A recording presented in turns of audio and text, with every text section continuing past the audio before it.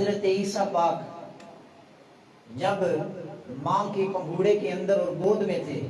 اللہ تعالیٰ نے انہیں بولنے کی قوت عطا فرمائی۔ رب کے پیغمبر کے بولنے کا انداز کیا تھا؟ خاندان والوں علاقے والوں نے کہا اے مریم بڑے خاندان کی خاتون ہے، تیرا خاندان بھی بڑا اچھا ہے، تیرا عصب نسب بھی بڑا اچھا ہے، ماں باپ کی شہرت بھی بڑی اچھی ہے، لیکن یہ کیسا کام کر دیا کہ بغیر شوہر کے بیٹا لے آئی؟ جب انہوں نے طعنہ دیا حضرت عیسیٰ کی والدہ نے خود فرمایا کہ میں نے چپ کا روزہ رکھا ہے،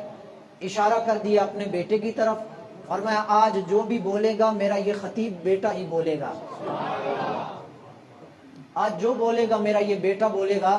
حضرت عیسیٰ کی طرف جب اشارہ ہوتا ہے تو رب کا پیغمبر بول کر بچپن کے عالم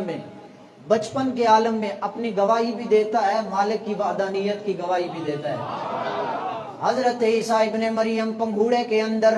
اپنی والدہ کی عصمت اور حفاظت اور ان کی طہارت کی گواہی دیتے ہوئے فرماتے ہیں او زمانے والو، نبی کی ماں پر تہمت لگانے والو ہوش میں آؤ، یہ اس کی گود میں آنے والا بچہ عام بچوں کی طرح نہیں ہے،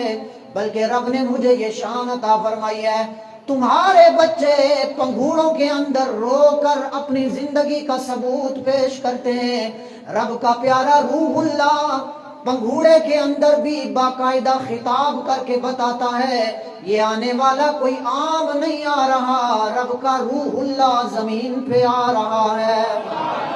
قال انی عبد اللہ، فرمایا میں اللہ کا بندہ ہوں، ایسے ہی بندہ نہیں جیسے تم بندے ہو۔ آتانی الکتاب وجعلنی نبیا،